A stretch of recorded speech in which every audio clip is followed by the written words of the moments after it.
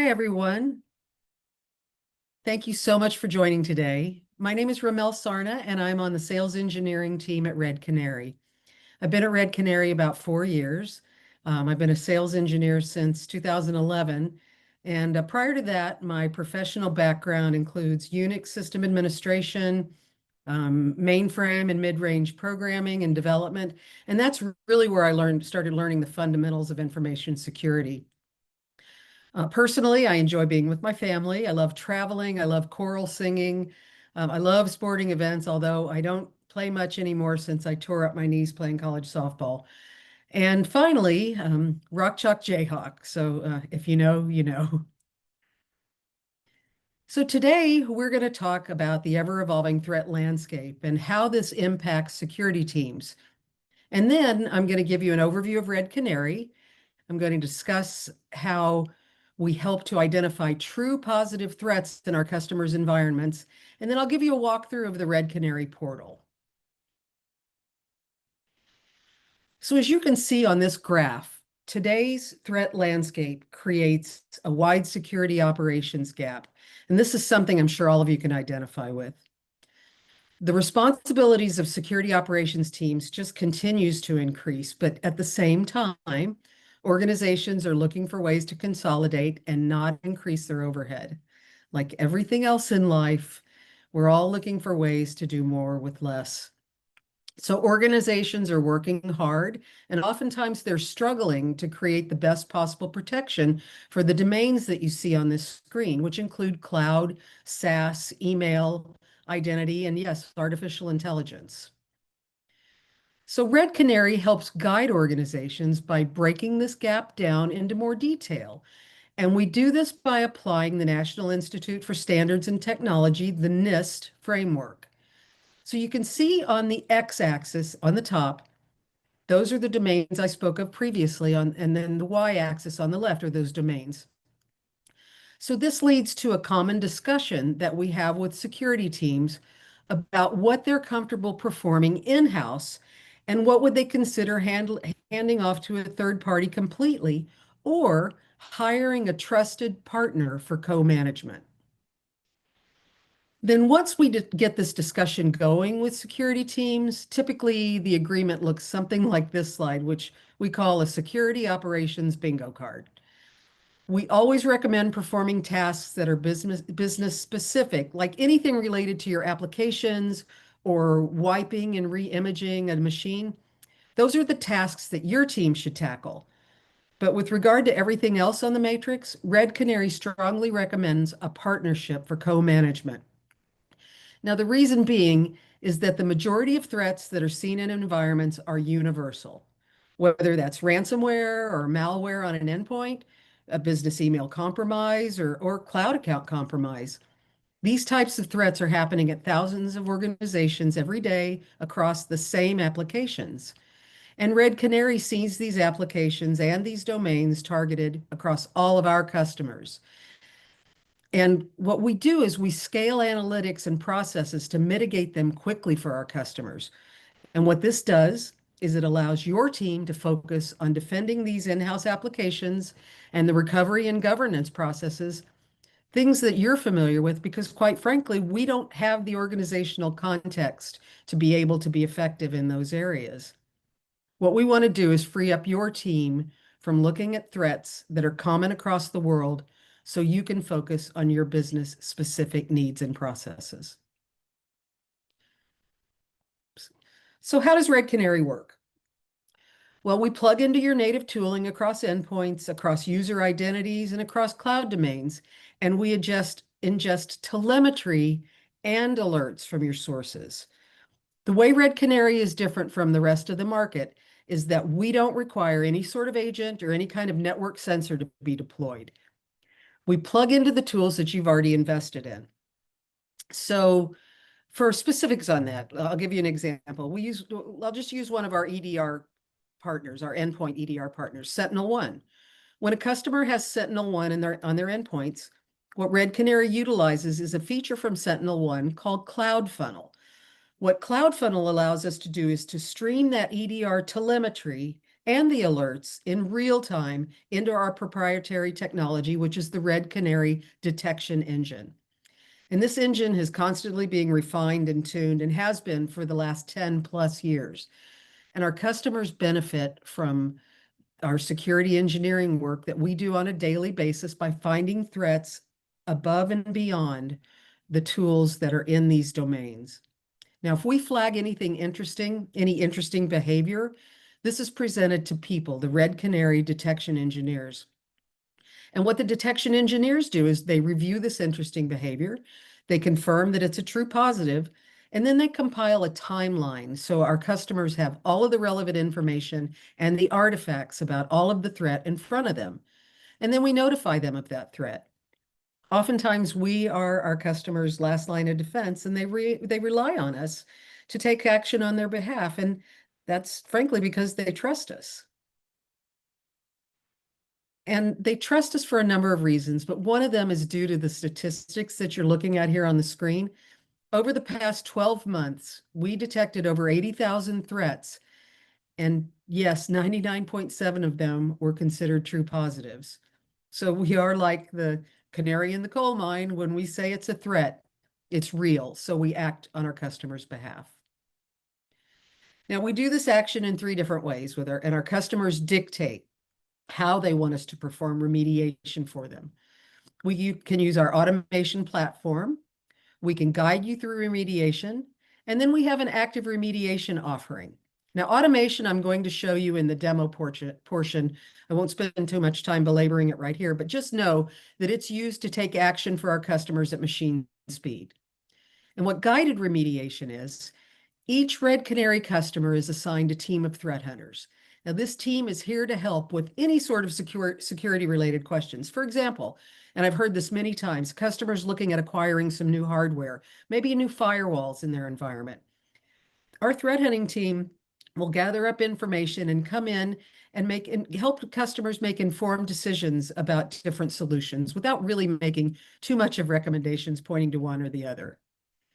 Or if you need assistance because there's an active security event in your environment, this is where the guided portion of our service comes into play.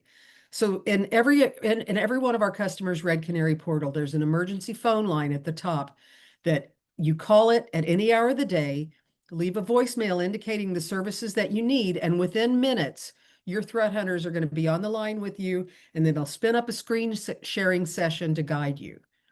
And finally, we have active remediation. That's the 3rd pillar. Since the launch of active remediation, the large majority of our customer base chooses this option. What it does is it includes the ability for our threat response team to provide hands-on keyboard, human-led response 24 hours a day, 7 days a week. So for example, it's 3 a.m. on Wednesday. We see pre-ransomware activity. Instead of calling you and waking you up, after our automation takes care of what it needs to take care of, the initial activity, we take care of everything else for you. And then when we take action, you'll see exactly what we did and why. And when your team arrives for work on Wednesday morning, they'll have a concise list of what we did, any of the actions that we took, and then any actions that your team needs to perform. And then we'll also provide strategic recommendations to ensure that it doesn't happen again. Okay, let's look at Red Canary in action. I'm going to pull up my demo screen here. So what you're looking at right now is our demo environment. This home page is just a landing page. It shows the threats that we've published. When we see a threat in a customer's environment, we call it publishing a threat. It's recently published threats. We show you the telemetry we're analyzing. We talk about our roadmap. You can register for future roadmaps right here on the home page. We show you any sources that need configuration, endpoints that are on or offline. A lot of information here. Again, it's just a landing page. The one thing I do like to point out to folks is about this activity feed. Think about this as an X, or my old verbiage, Twitter feed for all things Red Canary and cybersecurity. So it's going to show you these categories, the detector updates. Detectors are our behavioral analytics that are written by our engineers that bubble up that information I was talking about, that suspicious activity, to our humans, the detection engineers. Then things like industry news, intelligence profiles and insights, the Red Canary blog, those all come to our customers via email, but it's all right here in the portal as well. We do threat hunting across all of our customer domains. If there's something out in the wild that we've heard about, we'll threat hunt through all of our customer domains looking for to ensure that they are protected and we don't see any activity from that. I'll show you that in just a moment as well. And if there are any updates to any published threats, that'll be here in the activity feed too. Okay, let's look at something a little more interesting. These are called published threats. We have three primary classifications: high, medium, and low severity. The high and medium severity, high severity is going to be things like hands-on keyboard activity, malware, ransomware, things like that. Medium severity, those are going to be important publication of threats, but they're going to be more suspicious activity that we need your attention on. They are possible threatening behavior. There could be some lateral movement, something like that. Let me scroll down to get to some of those mediums. There we go. And then the last level of threats that we publish, these are our low-level threats. They're oftentimes called our product detectors that fire these. And what these are, and I think it's important that you understand that we publish these. Oftentimes our end users will inadvertently introduce risk into our environments by downloading adware, riskware, potentially unwanted products. While in and of themselves, those are not necessarily threatening, they do introduce risk into the environment. And so that's why we make you aware of these. So what you can do using our Red Canary automation, which I'll go over next, you could create a playbook that routes these low-level severity threats to your help desk. And then it'll have all the information about what endpoint it's on. And then your team can go and clean that endpoint up at their leisure. All right, let's take a look at a threat timeline. Let me get back up to the top of that. Sorry about that.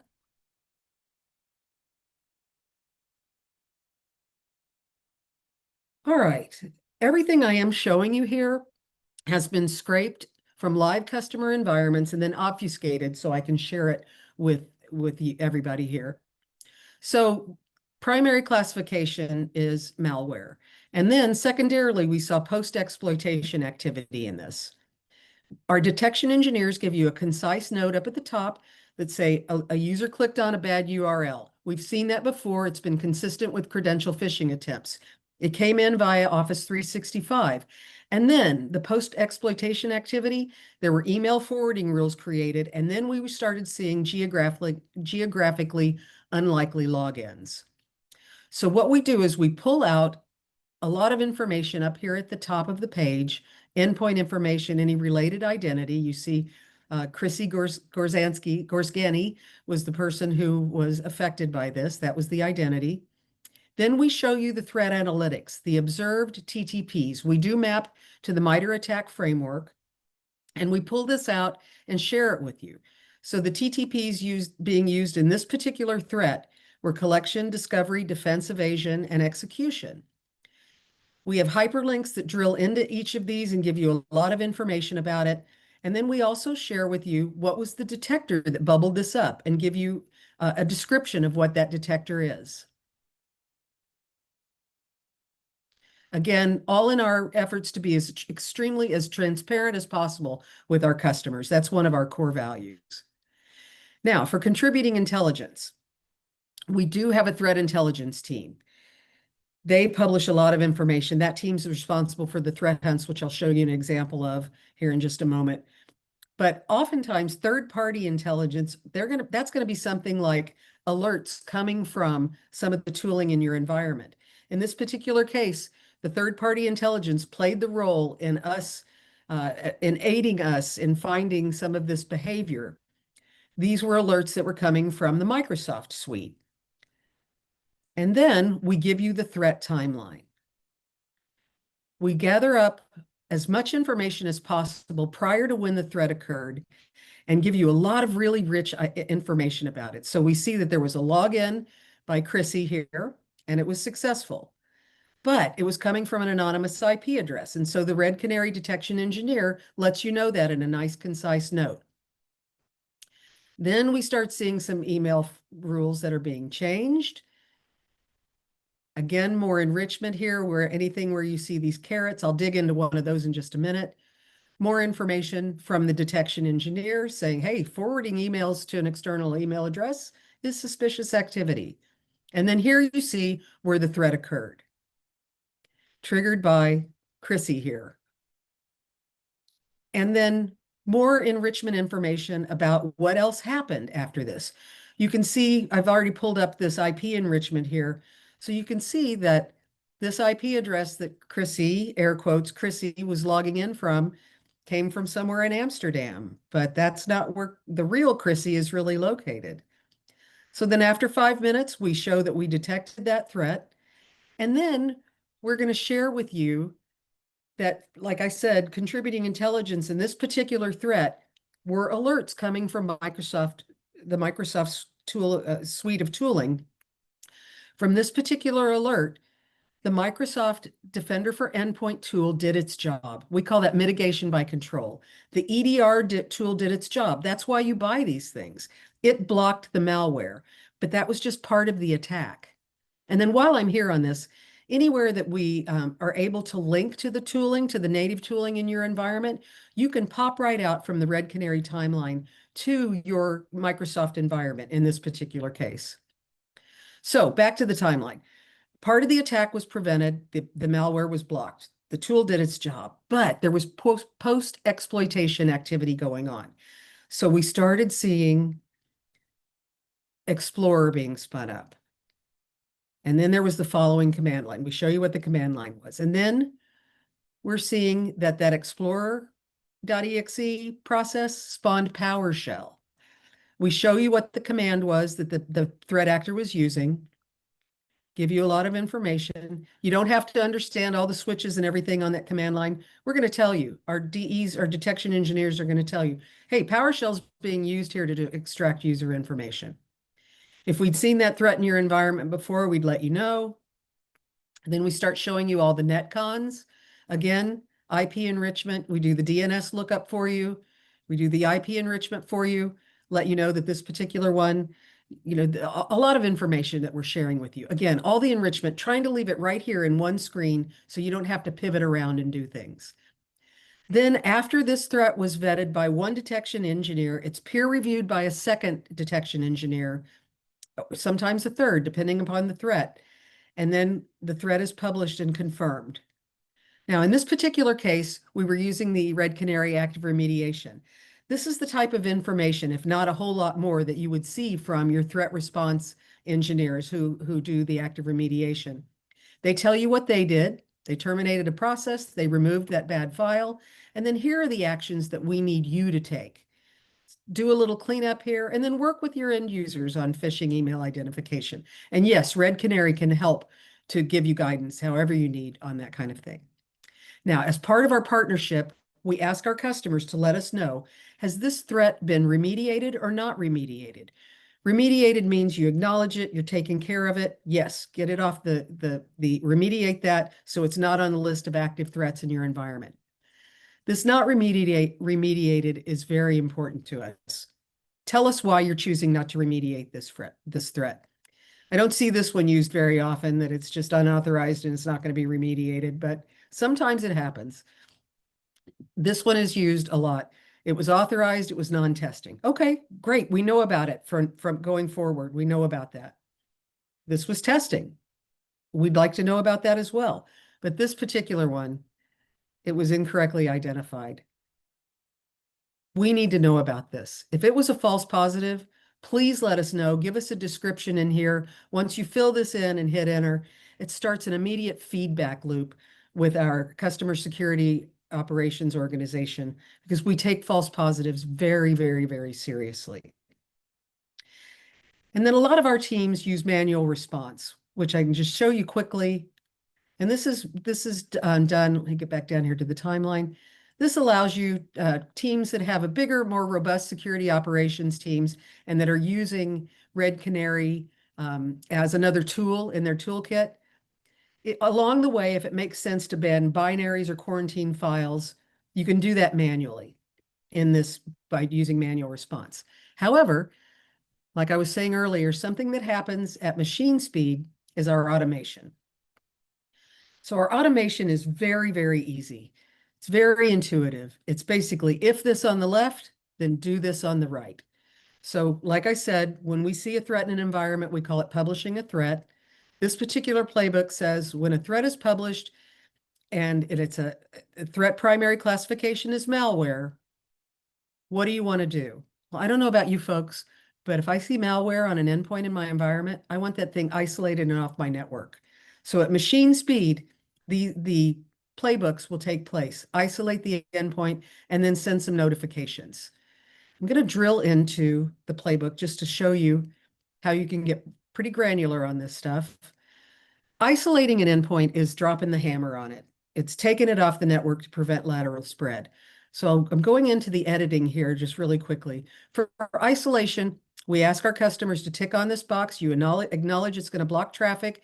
And then you could also tick on require approval. Maybe there you have mission critical servers that are running, Red Canary is managing for you, and you don't want those mission critical servers taken offline until you or your team has a way to go and take a look at this. So you want to require approval for this. So out of the box, we can notify our customers via text message, Slack, Microsoft Teams, or email. By far and away, I'm seeing my customers use text messaging because everybody has their phone on them. What happens is this playbook stops before this isolation takes place. And then once whoever is texted, in the case of using an SMS text message, whenever they respond a yes to the message, then the rest of the playbook goes on. It isolates the endpoint and does any other follow-on activity that you've put into the playbook. Again, these playbooks are very intuitive. When I watch customers get onboarded, they have one session, they're like, hey, I got this. I understand it completely. Don't have to put a ticket in. It's designed to be self-service. You can do it immediately. You don't have to wait. All right, so we were talking about threat hunts. These are some examples of the types of threat hunts, of threats that we've seen in the wild, and we go out and do these types of threat hunts. The SharePoint one was a recent one. When we hear about something in the wild, we go out, like I said, through our customers' environments, comb through them, and make sure that we don't see any activity or make sure that they're safe, keeping them safe from anything that might have been any of these kind of activities that we're seeing in the wild. So let me show you real quickly what a threat hunt looks like. For the SharePoint exfiltration that was fairly recent, we give you a summary of it. We map it to MITRE, show you the TTPs. We tell you what our hunt strategy was, our observations about it. And then what's great is that we give you actionable recommendations that you can utilize throughout your environment. So that wraps up the demo of the portal. There's a lot more I can show you, but there is just not enough time in the day. But what I wanted to cover next for you was I just wanted to show you a little bit about our identity enrichment, because we've really made leaps and bounds and being able to publish threats based on identity alone. So Chrissy again, the one who had the credentials compromised. The identity information on Chrissy is that this user primarily logs in from the United States, not from Amsterdam, where that IP address was showing from Denver, from Virginia, using the different devices and the different browsers. Now, this time is in UTC, but it's showing you the time that Chrissy typically logs in and what they use and what the apps what apps they use to access. They show you the IP address ranges, et cetera, any anomalous login behavior and all of that. Now, what you're seeing here in green, these behavioral insights, that's the confirmed baseline activity that we've put together about this particular identity, Chrissy. They typically log in from a Mac in Colorado. They use the Mac with a Chrome browser, and they consistently access from the same state and device type. Something that's a little bit not part of the baseline just yet about Chrissy is that we'd seen some login from an Android tablet and from a Samsung device, probably using their phone. And then we'd seen them using an Amazon VPN, accessing Microsoft Teams, not necessarily something we always see Chrissy do. So we're sharing this really deep identity information with you. Additionally, we give you a lot of metadata about Chrissy's identity. We show you that more login insights. We're showing you the geolocation information, successful and unsuccessful logins. And you can see the different states and cities that Chrissy's normally logging in from. We give you VPN and Tor usage. We show you that information. We show you the typical browsers that Chrissy uses. And then we show you the times of day, again in UTC, that Chrissy is normally logging in. And finally, with this identity information and the login insights, we're giving you the normal IP addresses and their fraud scores that Chrissy is normally using. So what's next for you? If you'd like more information, we'd love for you to go to our website, redcanary.com. If you'd like a demo more in depth and tailored to your environment, go to redcanary.com/demo. Also on our redcanary.com website, we have our annual threat detection report. It's not annual anymore. It comes out twice a year because it's been so popular. Those are free resources that you can download. A lot more information on our website. So please feel free to visit, and we'd love to have you book a demo. And that's all I have to share with you today. I'm going to turn it back over to Adam. Awesome, thank you. We do have a couple questions, hoping you know the answers, but if you don't, we can chase them down. Okay.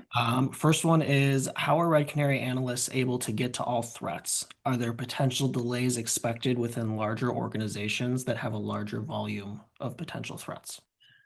That's a great question. So typically, what our detection engineers do is threats are typically weighted. Malware, ransomware, hands-on keyboard activity, those really, really bad threats, they're going to bubble up to the top, and those are going to be looked at quickly and acted on very, very quickly. Threat timeline put together and published very, very quickly. Additionally, for those really, really bad threats and environment, and it doesn't matter how large your organization is, we treat everybody the same. For those really high SEV threats where we're seeing hands-on keyboard activity, the detection engineers are going to get in contact with the threat hunting team, who will then be on the phone with your security operations team. Now, that's for things like hands-on keyboard activity. That's something that there's an active threat actor in the environment. We got to get it stopped now. What was the rest of that question, Adam? I might have gotten it all, but I want to make sure.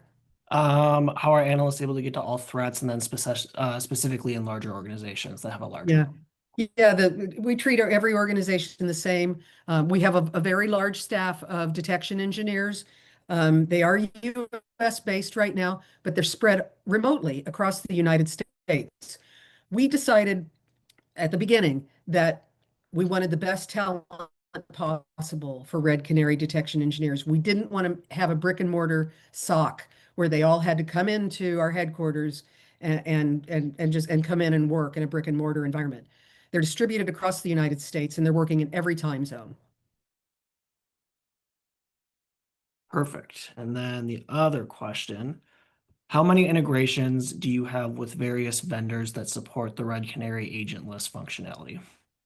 Oh boy, virtually you could integrate almost every piece of security tooling. We have some generic integrations that can be used depending on the output is alerts coming from I'm drawing a blank on something that's really kind of far out there, but we typically have every security tooling available to integrate.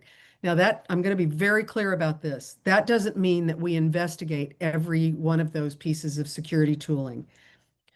Over the 10 plus years that we've been in business and have been doing a really good job for our customers, we know what those sources are that provide the highest fidelity of information for us to be able to threat hunt in our customer's environment and operate with a 99.7 success rate. So those are going to be the EDR tools. Those are going to be your network firewall tools. Those are going to be your identity tools like Okta, Duo, Entra ID.